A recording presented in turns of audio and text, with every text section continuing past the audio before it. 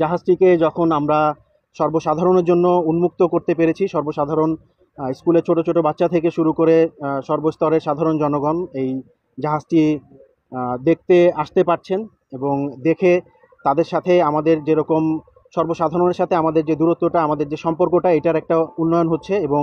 তার সাথে সাথে নতুন প্রজন্মের যে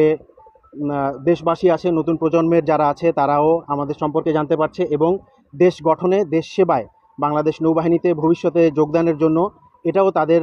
কে উদ্বুদ্ধ করবে বলে আমি আশা করছি। আমরা পর্যবেক্ষণ করলাম, হাঁটাহাঁটি করলাম, ঘোরাঘুরি করলাম,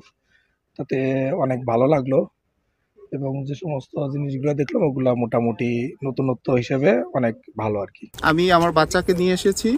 যাতে আমার বাচ্চা শিখতে পারে, ভবিষ্যৎ সম্পর্কে জানতে পারে